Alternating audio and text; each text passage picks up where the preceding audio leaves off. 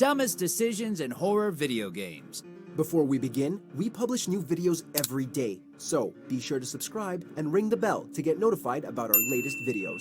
For this list, we're looking at unbelievably stupid decisions that backfired spectacularly in horror games. Due to the subject matter, please note a spoiler warning is now in effect, along with a whole lot of idiocy. I'm Todd Habercorn, the voice of reason in the audience that the horror movie character never listens to as they walk down those dark stairways into the abyss. And having been in horror movies myself, I've certainly made my own dumb decisions in the name of the script. Let's get ready to mojo! What are you looking at? Get the hell out of here! Number 10. Eve takes over her sister's body. The third birthday. Please don't move. You're not her. Released more than a decade after Parasite Eve 2, The Third Birthday reintroduced Aya Brea, the series protagonist, in the most convoluted way possible. Seeking to destroy the Twisted, the amnesia-suffering Aya travels through time by transferring her consciousness into other people. So how did these monsters come into being? Well, the protagonist's sister, Eve, took over Aya's body after she was killed.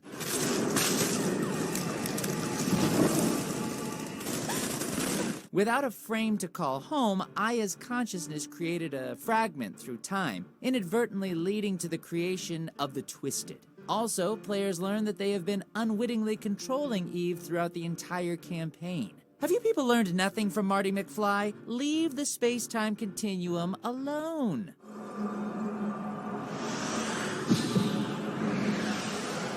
Number 9. Jin's police station mission, Dead Island. The girl, Jin, went to share food with them. Joseph went with her, and I fear for both of them. Can you bring them back? Good intentions amount to nothing in a post-apocalyptic world populated by zombies and savage survivors. Determined to help everyone on the island, Jin gives the middle finger to common sense and chooses to deliver supplies to the hostile Rascal Gang, who had taken over the police station. Shocking absolutely no one, the operation falls apart almost instantly. Jin is captured and the player character has to rescue the Good Samaritan. She got it in her head to go to the police station to give them supplies to... To make matters even worse, Jin's naive decision leads to the death of Joseph, a totally innocent man. Ah, the wheels of justice at work. I just tried to help. I tried. Number 8. Alyssa Goes Home, Clock Tower 3. I know that what I am saying will make no sense to you, but please do as I tell you and hide as quickly as you can. At one point or another, most teenagers rebel against their parents, though not quite in the same stupid vein as Alyssa. While living at a boarding school, Alyssa receives a letter from her mother, urging her to go into hiding until her 15th birthday, which was only a couple of days away. Hashtag not strange at all. Understandably alarmed by the message, Alyssa decides that the logical next step is to completely ignore the letter's warning and instead return home.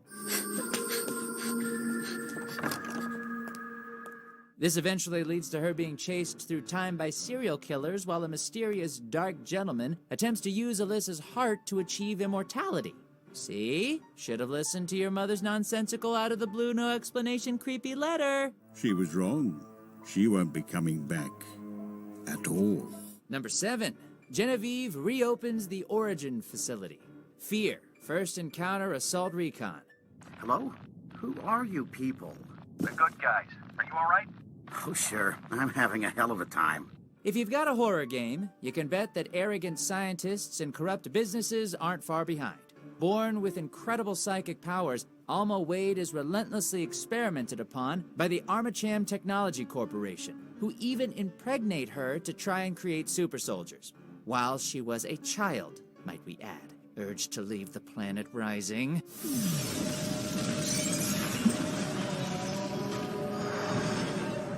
Eventually, they recognized that the psychic's powers were beyond control. ATC then shut down the Origin facility and left Alma's corpse to rot and marinate in moroseness for 2 decades. Life was peaceful until the company's president, Genevieve Aristide, ignored any and all warnings, instead choosing to reopen the facility to start from scratch. It should go without saying, but Alma was not amused. Number 6, studying the marker, dead space. See what Kind didn't know was? It was the government's mess to begin with. This whole planet is one big experiment. Following an era defined by war and environmental catastrophes, Earth was essentially stripped of its resources. So basically 2018. Anywho, this allowed the Earth Government Colonial Alliance to seize control of most national jurisdictions. Desperate to discover a new power source, the organization began to experiment on markers, an alien device with a nasty habit of driving people insane.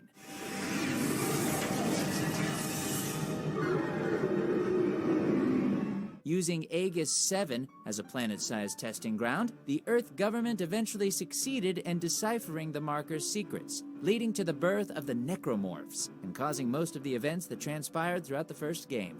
Do you want climate change, people? 'Cause Necromorphs is how you get climate change.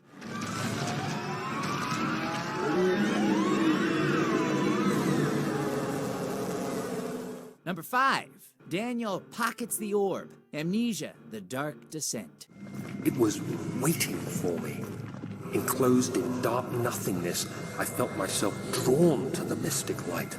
If you deliberately wiped your own memory, chances are your past self made some fairly serious mistakes. Or you've just lost so many times at Mega Man that wiping your memory is a better alternative to a beaten down self-esteem. Awakening in a strange castle without any memories, Daniel's only clue to the truth was a self-written note advising him to kill the building's Baron. Go to the inner sanctum, find Alexander, and kill him. Over the course of the campaign, Daniel manages to piece together the truth, and surprise, surprise, it isn't pretty. Turns out that during an archaeological expedition, Daniel discovered an alien orb, and in doing so, summoned a sentient shadow very eager to rip him a new one. Daniel's solution? Seek refuge with Baron Alexander, who ended up wanting the orb for himself. And the bad decision hits just keep on coming. Your former self, Daniel. Number 4, Leon and Claire split up. Resident Evil 2. Let's split up, look for any survivors, and get out of here. Just because something works on Scooby-Doo does not mean it makes sense during a zombie outbreak.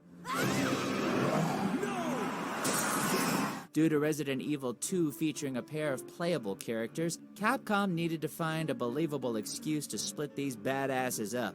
A rookie cop and a college student searching for a family member, Leon and Claire parted ways almost instantly to go search for survivors and an escape route out of Raccoon City.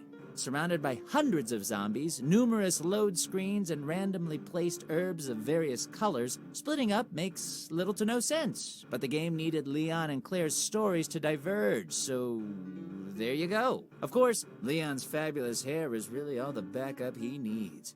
Good one, Leon. I don't think I've introduced myself yet. My name's Leon.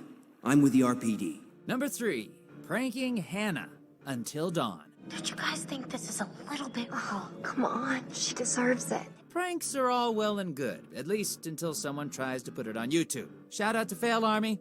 A choose-your-own-adventure game with a slasher twist, it begins as all great horrors do, with a group of teenagers hanging out in a cabin in the woods with the possibility of nudity. Seeing an opportunity to be total jerks, the majority of the group play a disgraceful prank on Hannah, who flees out of the cabin as a result. Eventually followed by her sister Beth. You jerks! Hannah! Hannah!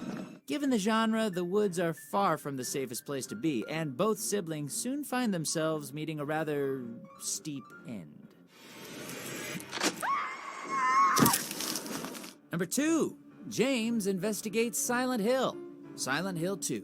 Mary, could you really be in this town? Guilt and grief can drive a person to make really terrible decisions. Evident from when James Sunderland received a letter claiming to be from his deceased wife, apparently waiting for him in the town of Silent Hill. Well, I'm alone there now. In our special place.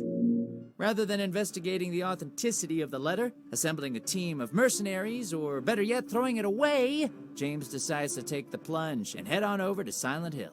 Taking into account the fact that Mary died years prior, the dude must have been aware that the letter might possibly